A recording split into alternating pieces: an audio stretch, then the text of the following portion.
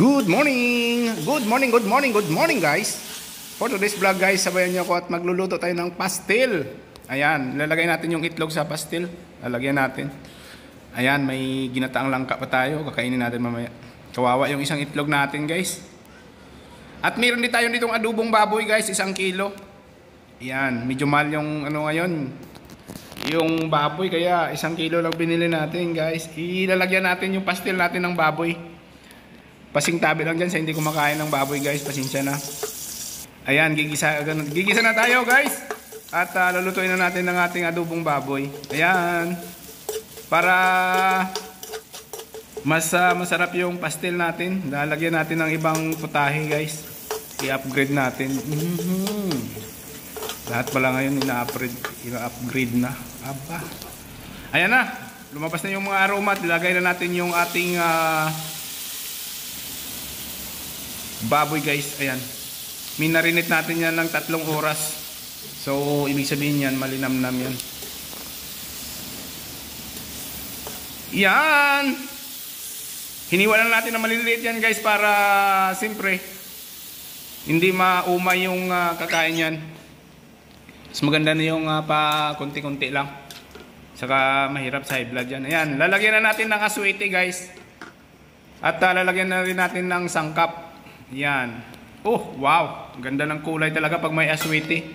At yung aswete guys, at nakakatulong din yan sa lasa din, at saka pangpabango din yan. Ayan, nalagyan natin ng sili green.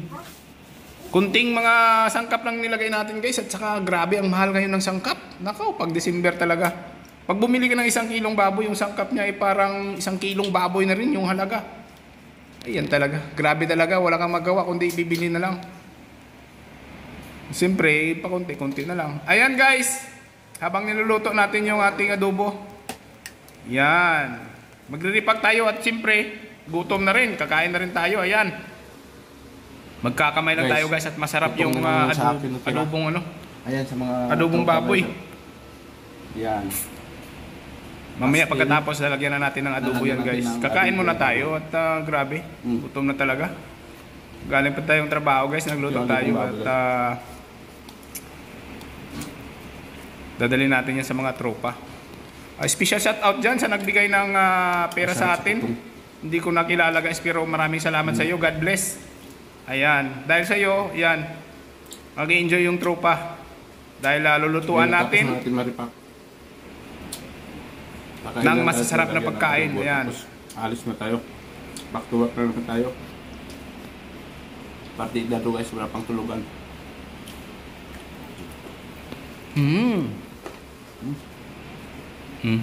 Sarap ng kutong sa adobo. Ay, matukan ka dong. Ayan na guys. 15 ano yan guys, 15 piraso yung inano natin. Ayan, tapos na tayong kumain, lalagyan na natin ng adobo.